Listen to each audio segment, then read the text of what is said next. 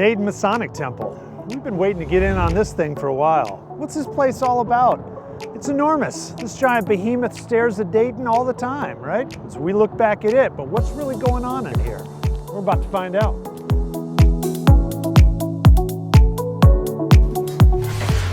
Hey, Jim. What's Jason, going on? how you doing, man? Good, How you man. doing, man? Great. Good to see you. This is Randy Clark. Randy? Jason's a good friend of mine. Nice to meet you. Yeah. Randy Clark. Great meeting you. Nice to meet you. Thank you so much for hosting us. Oh, you're welcome. Welcome to the Dayton Masonic Center. Yeah, this place is amazing. It is. Yeah, I've been staring at it for a long time. There's so much going on here, right? Yeah. You do so many things. I don't know what it means to be a Mason. Where are we going to start? Let's start in the basement, work our way up. Oh, I love basements. Before we go too far, what was this before it was the Masonic Temple? So in the late 19th and early 20th century, this was kind of the Mansion Hill of Dayton. The wealthiest businessmen built their homes over here starting in the late 1800s and really up until the early 1920s when they began to move out of the area and these homes and these properties were then available for redevelopment. We had the same thing across the street at the Dayton Art Institute. Stoddard built their family home here. There was a mansion that literally stood where we're standing right now. They were originally farm equipment manufacturers. That's kind of how he made his money. When steam engines began to evolve into gasoline engines, he moved from farm equipment to building cars. The first car to win a race on the Indianapolis Motor Speedway was a two-seat Stoddard car. The first pace car at the Indianapolis 500 was also a Stoddard. Wow. So he was a famous car manufacturer. Unfortunately, later then he went out of business, but by the time that we came here, this property was available for sale. Awesome. And we bought the mansion and demolished it and built this building in 1926.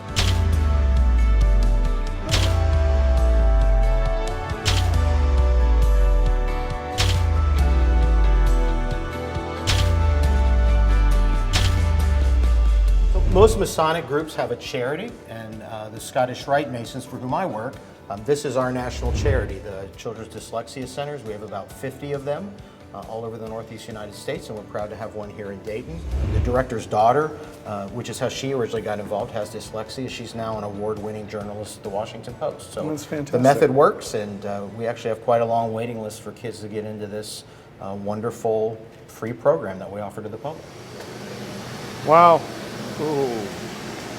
It's a neat old room, and a lot cooler down here too. Not much. Where are these tunnels? The tunnels? Right through that door. Oh, through that door. Ooh, man. All right. You go first. Flashlight? Go ahead, buddy. Oh, okay. It's lit. It's very cool. So do they do any kind of ceremonies or anything down here? No. Bum, bum, bum, bum, bum, bum, bum. Bum.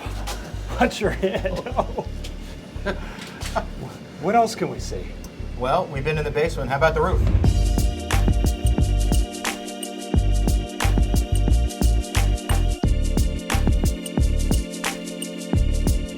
Okay, so just like at the arcade, Being John Malkovich was filmed here as well. All these half floors. This is gorgeous. Oh, this view. Holy man, this is awesome. This is really good. So one of the best views of Dayton from up here. That view is incredible. Oh, jeez. That was amazing. All right, walk this way. So, the old brains of the elevators? Yes, this is the original. It's essentially an analog computer that runs the elevator, and it still works today. That's how we got up here. Awesome. That thing is gorgeous. Is there anything else cool to see up here? Well, one last thing that people don't normally get to see is there is a catwalk above the auditorium where we're going to end the tour, and we thought we'd show you that while we're up here where the access way is. Okay. I am not going out there, but Bill would be happy to lead you across. Are you in? Oh, of course. Let's do it. All right, I'll wait for you. This is the auditorium. We're above it. Oh, jeez. Are you sure about this? Yeah, let's do it. Okay. Dude, just like a...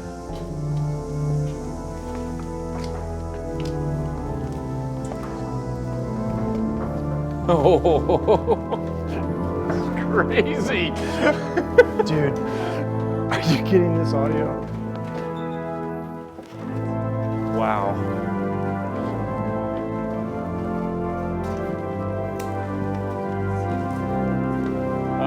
underneath there. This is amazing. Dude. You can see the chandelier right here. Yeah, it's really cool. Oh, man. These are the views you never see. Oh, yeah. This is the gold We of gotta- Decoding Dayton right here. We got to tell the maintenance guy to change some of these light bulbs up here. It says this place is called the Asylum. Yes, this is the asylum, which we use that word differently today, but it originally meant a place of retreat or Okay. a place where you would go to be apart. And one of our Masonic groups meets in here called the Commandery. They pattern themselves out of medieval chivalry. If you look at the mosaics on the wall, they kind of reflect that, the images of knighthood. It is ornate in here. I have a question though. Does anyone ever grab this thing and come over, and if they hold this just right at a certain light, when the light comes through, it's like the staff of Ra and it shows you where the lost ark is? There's no jewel in it, as you'll notice, so There is no unfortunately jewel, not. so that wouldn't work, but So this is also one of the two places where there is allegedly a ghost in the building. I've never seen her, but people have seen a lady kind of dressed in late 19th century, early 20th century dress standing on that balcony singing. So, auditorium, We're on our way to the auditorium. okay? What are these things? These are hat and coat hooks. They're actually all over the building.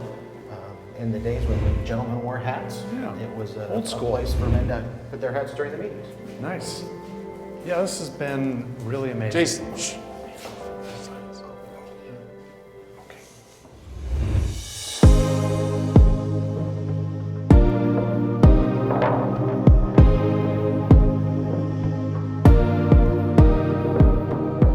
This is our Shivitz Auditorium, and we're on the balcony level.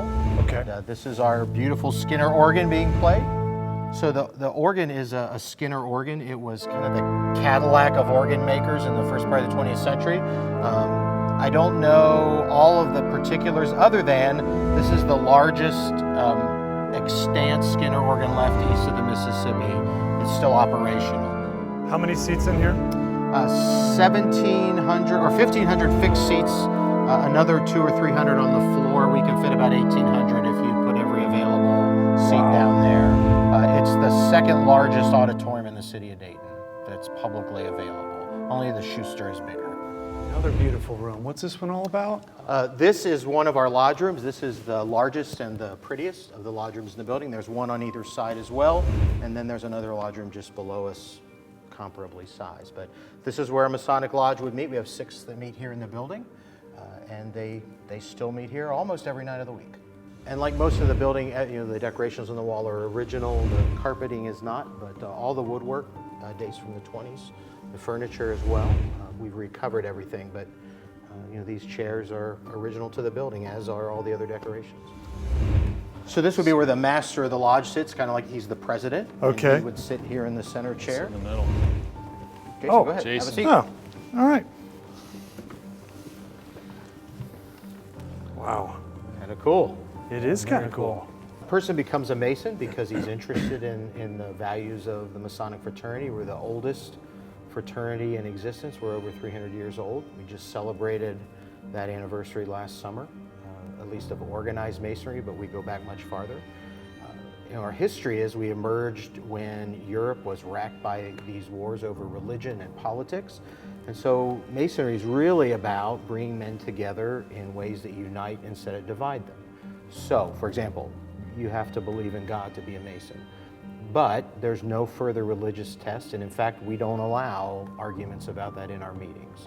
So there are Jewish Masons, Christian Masons, Muslim Masons.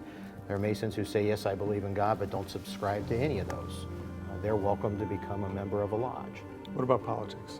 Same thing, politics. There are Republicans, Democrats, people who don't care. And while guys may joke and josh about it in the dining room, we don't allow argument, we don't allow division. Again, we focus on what men can unite around rather than what divides them. So those two things have always been forbidden as subjects of argument or debate in our meetings. Interesting. And so the term blackballed comes from Masonry. Is that correct? So a man has to ask to become a member. Here in Ohio, we still don't solicit members, although you'll see billboards and we actually now have an advertising campaign that's going to come out. but we require that a man express an interest to another Mason that he'd like to be a member. And along with that, we require that the local lodge where you join would accept you unanimously for membership. So you would turn in a petition or application. It would be read in a meeting. They would send out a group and investigate you, learn a little bit about you, about your family, about your background, and then the members of the lodge vote. And one of our traditions is, as long as there's a single vote against you, we don't admit you to membership. Nice. And you have some of these cases over here where they do the voting. Correct. So that's what those boxes over there. Each of the lodges that meet in the building have a box of their own, and those are used to ballot. It's all done in secret. Okay. You may know something about a man that you don't want to talk about in public, but you may know that he's done something that wouldn't make him a good member, and that ballot is done as a way to let you express that. Okay. And so white is approve. Yep. And black ball is actually a black cube. Yeah, because it's hard to see the balls, and so we went to black cubes so you don't accidentally grab the wrong thing. Yeah, you can't get that wrong. Because you're trying to look. And then there's a little hole on the other side. Sure. And So then there's a drawer. okay, so if I'm going to vote that I think Jim is a good guy, yes or no, I place my vote, and then we would. Do you want to see, Jim? Yeah. Ooh, a white that's ball. White ball. Whew, okay, good. But that's how it would work. So there'd be a group of people in here. In a meeting of the lodge. Okay. And everyone would vote. And if someone said no, then someone said no, and you got to come back in another year. Or You have a year. You can come back in a year and try again. Okay. And generally it's a system that works nice. for 300 plus years. Library. Oh, this is gorgeous. So this is our last stop. This is the Robert J. favorite room. Davis Library. Okay. Fantastic. So what all stored in here? What's the significance? of this So room? this side of the room is all Masonic books, records of various Masonic bodies. On that side are books of more general interest. So this is when we were in downtown Dayton, and Okay. although this is the largest. Oh, here's the flood. So you can see why we came across the street. Okay. Because in 1913, it Yeah. flooded up to the top of the first floor, bottom of the second floor. It was an old Lutheran church that we purchased and remodeled. We were there probably 10 years or so when the 1913 flood struck. We were already out of room, and so between that and the flood, we took an opportunity to come across here to the Stoddard Mansion. This is the mansion right before it Okay. was demolished to build this facility. And you can see here actually the scaffolding still up on the building and the other mansions that still existed at the time here along Belmont Park, going back toward what's now Grandview.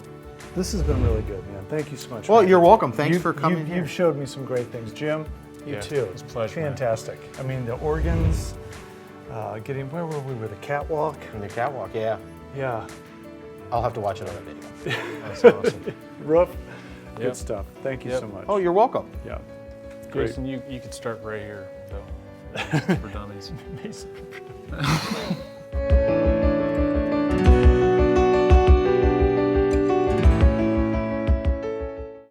Do you guys know any tunnel games? I don't. Never been in a tunnel like this before. No tunnel games? All right. I don't know any tunnel Jeez. jokes. You know any tunnel jokes? I don't have any tunnel jokes. I don't either. This is not made for big boys.